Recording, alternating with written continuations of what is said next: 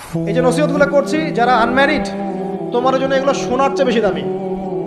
এই ডিসিশনটা এত এত গুরুত্বপূর্ণ যে জীবনে যদি এটাতে ভুল করে ফেলেন কখনো, সারাটা জীবন আপনাকে এই বোঝাটা দিতে হবে যে আমরা এখন কি কি কাজ করলে কিভাবে স্টার্ট করব আর কিভাবে আমরা এটাকে সলভ করতে পারি। এই সলিউশনটা দুই রকম। এক নম্বর হচ্ছে যারা অলরেডি পরিবারে ঢুকে গেছেন তাদেরকে অন্য জায়গা থেকে শুরু করতে হবে। মানে যারা অলরেডি পরিবারে ঢুকে গেছেন আপনাদেরকে তওবা করে ফিরে এসে আবার শুরু করতে হবে।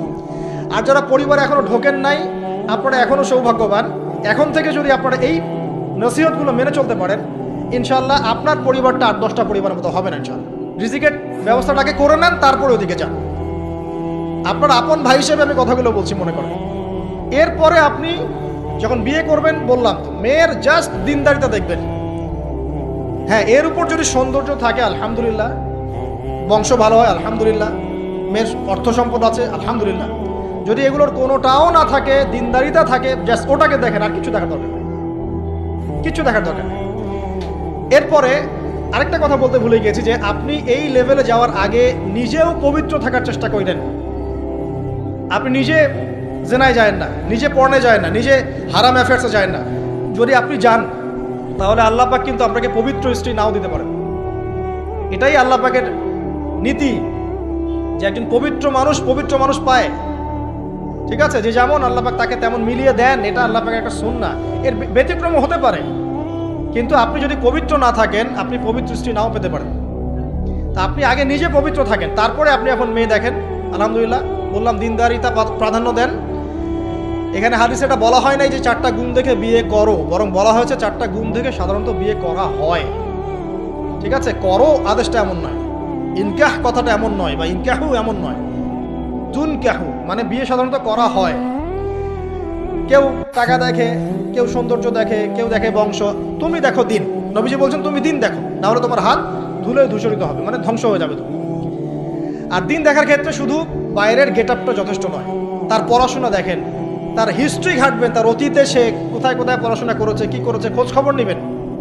হুট করে তাড়াহুড়া করে কোনো ডিসিশন নিয়ে ফেলবেন, এটা খুব ভুল করে মানুষ। ঠিক আছে, তার হিস্ট্রি ঘাটেন, যে সে কোথায় পড়াশোনা করেছে, কি করেছে না করেছে। তার পরিবারের বায়োডাটা ঘাটেন, তার পরিবারের সদস্যরা কেমন, নামাজ পড়ে কিনা, তার ইসলামের প্রতি কেমন ধারণা পোষণ করে। তার মাকে দেখেন, তার মা পর্দা করে কিনা, তার মা ইসলামের উপর আছে কিনা। তার নানিকে দেখেন, তার পরিবারবর্গকে দেখেন, তারপর আপনি ডিসিশন নেওয়াটা সহজ হবে। এগুলোর চেয়ে ব্যতিক্রমও হতে পারে।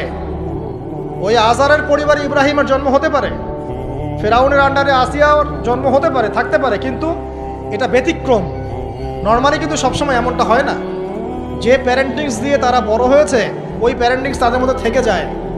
এই কারণে মেয়ের ব্যাপারে খুব সেন্সিটিভ থাকবেন। আগে পুরো বিষয়গুলো ঘেটে নিয়ে তারপরে আপনি কোনো জায়গায় পা দেন। তারও আগে ইস্তেখারা করবেন আল্লাহর কাছে, যে আল্লাহ আমি তোমার কাছে ইস্তেখারা করছি, আমি জানি না যে কোনটা আমার জন্য ভালো হবে, কোনটা খারাপ। আল্লাহ এটা যদি আমার জন্য ভালো হয় সহজ করে দাও, যদি খারাপ হয় আল্লাহ দূর করে দাও। নিজের উপর চাপ নিয়েন না। তারপরে যদি দেখেন আলহামদুলিল্লাহ দিনদার, আর ডানে বামে দেখার দরকার নাই।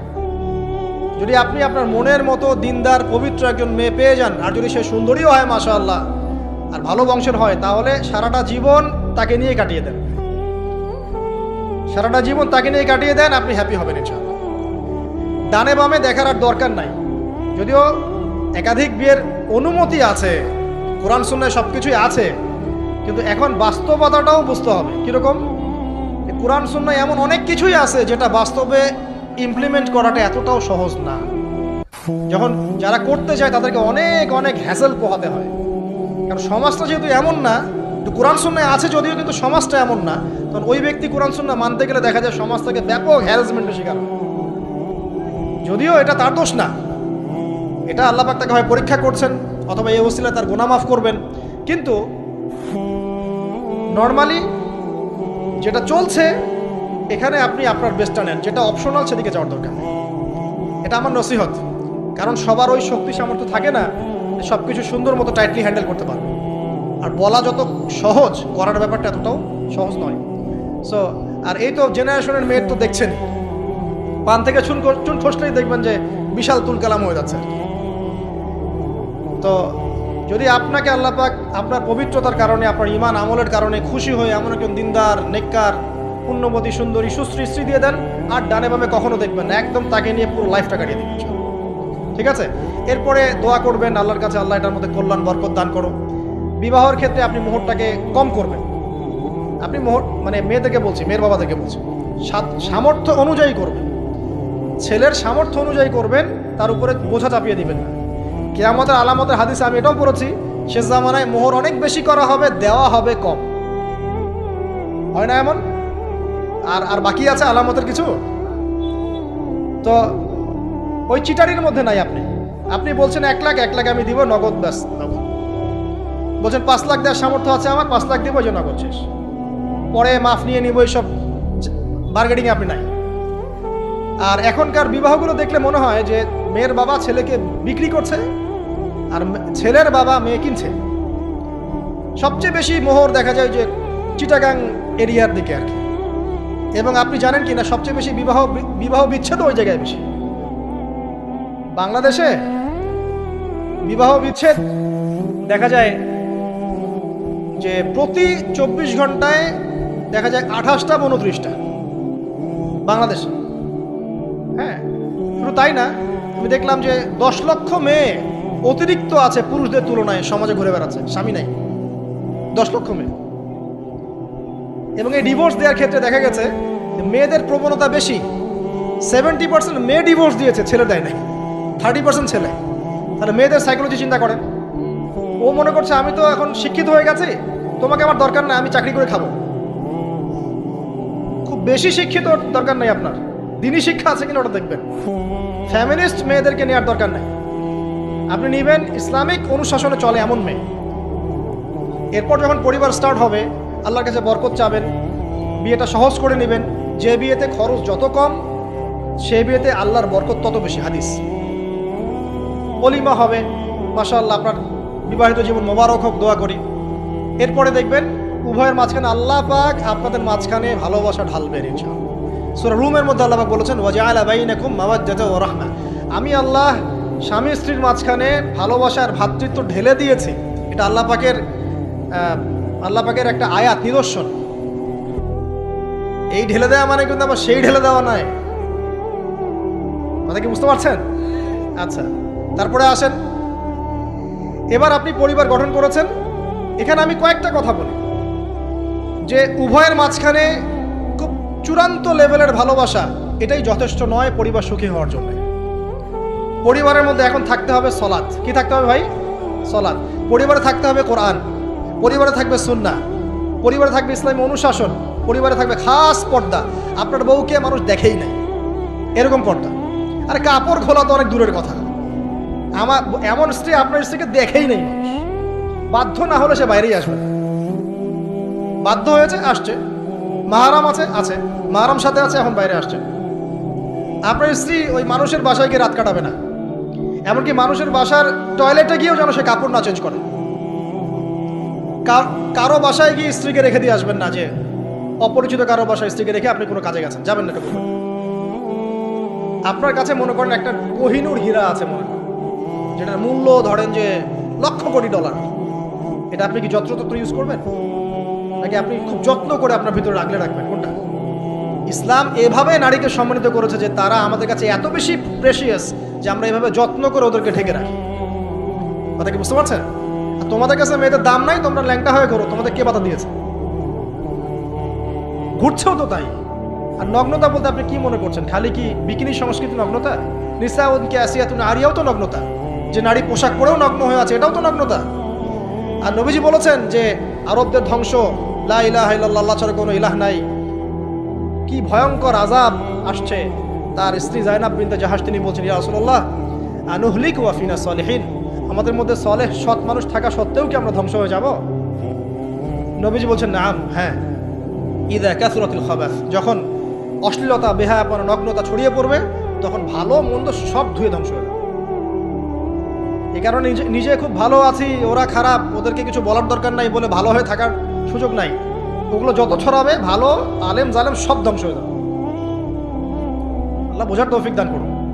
এবার আপনি আপনার স্ত্রীর সাথে এভাবে হৃদ্যতা মহব্বতের সম্পর্ক রাখবেন আল্লাহর জন্যে।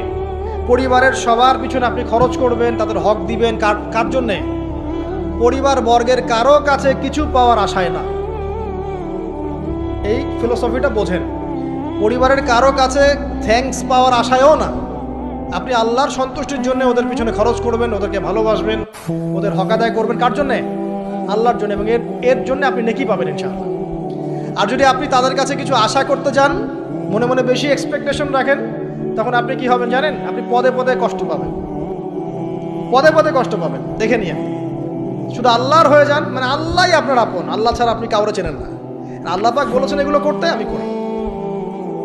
আল্লাহ পাক ভালোবাসা দিয়েছেন সন্তানের প্রতি, স্ত্রীর প্রতি, বাসি। কিন্তু এটা এত অধিক মাত্রায় নয় যে তার কারণে আল্লাহকে ছেড়ে দিব। স্ত্রী সন্তান যদি আল্লাহর পথে চলার ক্ষেত্রে বাধা দেয়, আল্লাহকে ছাড়তে পারবো না, প্রয়োজন ওদেরকে ছাড়তে পারবো, এরকম থাকবে বিষয়টা। ঠিক আছে? আরেকটা কথা বলি, শুধু ভালোবাসাই আদর্শ দাম্পত্যের জন্য যথেষ্ট নয়। এখানে প্রয়োজন হচ্ছে একে অপরের প্রতি সম্মানবোধ থাকতে হবে, একে অপরের প্রতি বিশ্বাস থাকতে হবে। বিশ্বাস না থাকলে ওই পরিবারে শান্তি থাকে না। আপনি অনেক বড় আলেম, কিন্তু যদি আপনার স্ত্রী আপনাকে বিশ্বাস না করে, আপনি শান্তি পাবেন না। আপনি জানছেন আপনি ইনোসেন্ট, আপনি অনেস্ট, কিন্তু আপনার পরিবারের সদস্য, আপনার স্ত্রী আপনাকে বিশ্বাস করছে না, তখন আপনি পরিবারে সুখ পাবেন না। বিশ্বাস খুব ইম্পর্টেন্ট। আমি তো বলি যে ভালোবাসার চেয়ে বিশ্বাস বেশি ইম্পর্টেন্ট। কারণ আগে ঈমান না আগে আমল? কোনটা আগে? ঈমান মানে কি? বিশ্বাস না? আগে বিশ্বাস, তারপরে না আমল? ভালোবাসা একটা আমল, আর বিশ্বাসটা কি? ঈমান। আমার প্রতি যদি আপনার ঈমান না থাকে, তাহলে আপনি আমাকে ভালোবাসবেন কিভাবে?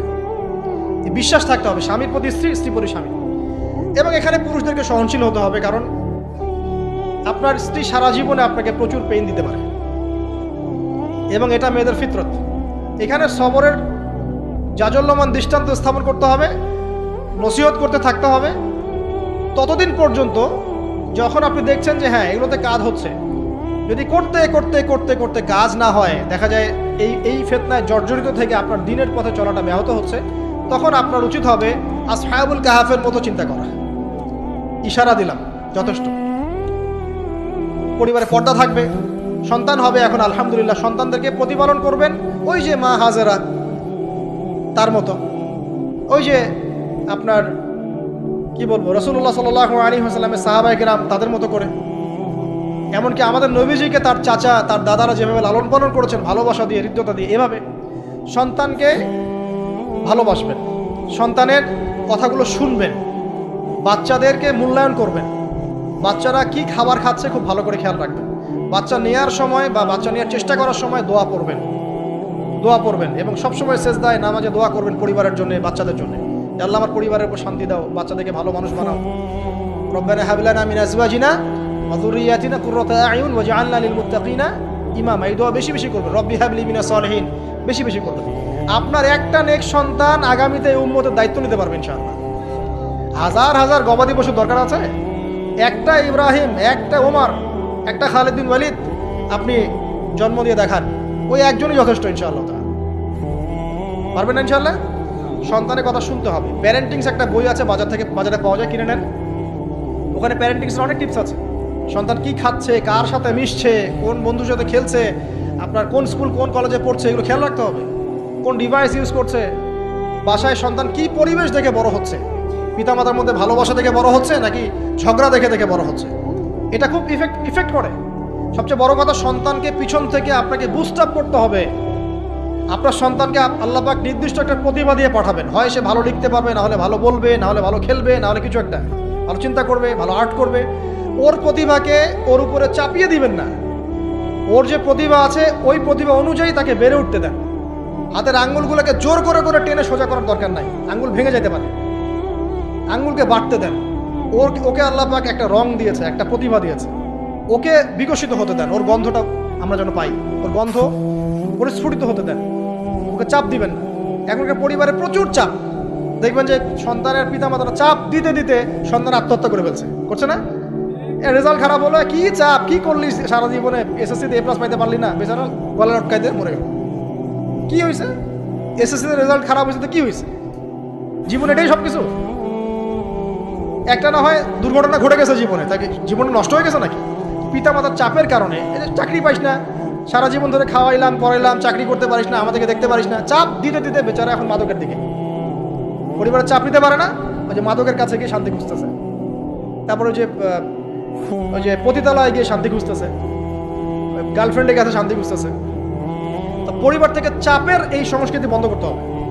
পরিবারের সন্তানদেরও পিতামাতাকে চাপ দেওয়া উচিত নয়, পিতামাতার উচিত নয় সন্তানকে চাপ দেওয়া, বরং তার প্রতিভাটাকে ফাইন্ড আউট করে আপনি বিচক্ষণ বাবা হিসেবে আপনি দেখবেন যে তার প্রতিভা কোন দিকে আছে, সেদিকে আপনি তাকে নিয়ে যাবেন। আর যদি আপনি আল্লাহওয়ালা হন, দেখবেন ইনশাআল্লাহ তার প্রতিভা ইসলামের দিকেই থাকবে ইনশাআল্লাহ। ইমাম বুখারীর মায়ের কথা শোনেন নাই?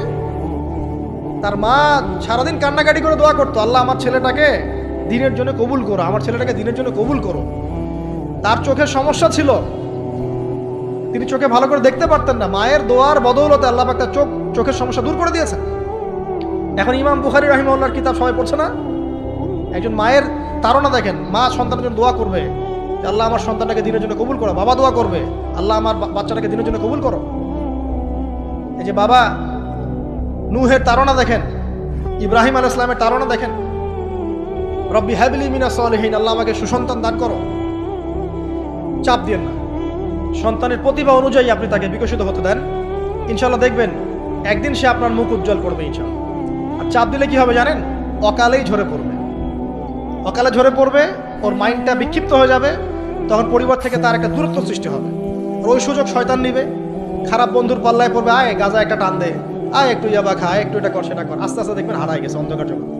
অন্ধকার জগৎ একবার হারাই গেলে আর ফিরে পাবেন না। এটা কি প্র্যাকটিক্যাল কথা না ভাই? মেয়েকে চাপ দিবেন, দেখবেন যে বেঁকে বসছে। যদি ছোটবেলা থেকে মেয়েকে আপনি সুন্দর হিজাব পোশাক তরবিয়ত দিতে পারেন, এই মেয়ে বড় হয়ে ইনশাল্লাহ বেলাইনে যাবে না। ছোটবেলা থেকে ওকে যদি আপনি নায়িকাদের মতো মানুষ করেন, আর বড় হয়ে পস্তাবেন আমার মেয়ে কেন ছেলের হাত ধরে পারা গেল, এটা তো আপনার জন্য হয়েছে। ছোটবেলা থেকে এই সন্তানের অনুশাসনটাকে ঠিক করতে হবে। ওই যে বললাম, পিতা মাতা যদি দিনদার মুত্তাকি পরিষ্কার হয়, তাদেরকে দেখেই সন্তান শিখবে। আমরা যখন সেজদা করি, আমাদের ছেলেমেয়েরা পিঠে উঠে আসে না? ওরাও দেখবেন সেজদা করার ট্রাই করে না? মসজিদে নিয়ে আসেন বাচ্চাকে, দেখবেন ও দেখে দেখে দেখছে যে কি করছে এরা, কি করছে। ও তখন নিজেও একটু হাত বাঁধার চেষ্টা করে, এমন করে দাঁড়া থাকে, খেয়াল করে নাই? হাত তুলে। বাচ্চারা দেখে শিখবে, পরিবারে দেখে বাচ্চারা শিখবে যে পিতা মাতা কেমন, কিভাবে কথা বলে, পিতা কেমন করে মায়ের সাথে কথা বলছে, মা কেমন করে পিতার সাথে কথা বলছে, সে ওইভাবেই কথা বলবে। যে পরিবারে ওমরের মতো পিতা আছে, ওই পরিবার কি খারাপ হতে পারবে? যে পরিবারে হাজরা আলাইহিস সালামের মতো মা আছে, ওই পরিবার খারাপ হতে পারে? তো প্যারেন্টিংটা ঠিক করতে হবে। নৈতিক আদর্শের সাথে তাদেরকে ভালো খাবার দিবেন, খাবারের ব্যাপারে সচেতন থাকবেন, কার্বোহাইড্রেট পাচ্ছে কিনা, প্রোটিন ঠিক মতো পাচ্ছে কিনা, ভিটামিন পাচ্ছে কিনা, হ্যাঁ ও পরিষ্কার পরিচ্ছন্ন থাকছে কিনা, পরিবারটা থাকবে নিট অ্যান্ড ক্লিন, চকচকা। এখানে যেন মানে আর বলে না যে পবিত্রতা ইমানের অর্ধেক, হাদিস আছে না? মানে পরিবারগুলো হবে নিট অ্যান্ড ক্লিন, ঝকঝকা, রুচিশীল। এখানে যেন নোংরা বিষয় না থাকে, নোংরা আবর্জনা, বাথরুম ঠিক নাই, এটা ঠিক নাই, এমন না, ঝকঝকা পরিবার। আপনার সামর্থ্য অনুযায়ী আপনি করবেন, কারণ পরিচ্ছন্ন না থাকলে বাচ্চা কাচ্চা অসুস্থ হবে বেশি। অসুস্থ হলে পরে আপনার পেরেশানি, ওরা খাবে না ঠিক মতো, রুচি ঠিক মতো থাকবে না, বাতটা ঠিক বাড়বে না ঠিক মতো। তো পরিচ্ছন্নতার সাথে সঠিক খাবার, সঠিক প্যারেন্টিং, ইসলামিক তরবিয়ত এবং তার উপর চাপ প্রয়োগ না করে তাকে তার প্রতিভাটা বিকশিত হতে দেওয়া। চাপ প্রয়োগ না করার মানে এই নয় যে আপনি শাসনই করবেন না। পরিবারের উপর শাসন লাঠি থাকবে, কিন্তু ওটার যত্রতত্র প্রয়োগ করবেন না। যদি আপনি একদিন খুব বেশি পিটায় দেন, তারপর থেকে আপনার সন্তান আপনাকে ভয় পাবে না। কিন্তু আল্লাহ পাক কোরআনের জন্য বারবার একটা সাইকোলজি অ্যাপ্লাই করেছেন যে জাহান্নামের শাস্তি কিন্তু দিব, শাস্তি কিন্তু দিব, শাস্তি কিন্তু দিব। এই যে ভয়, আমরা কিন্তু ভয়েই জাহান্নাম থেকে দূরে আছি। তো এটা একটা সাইকোলজি।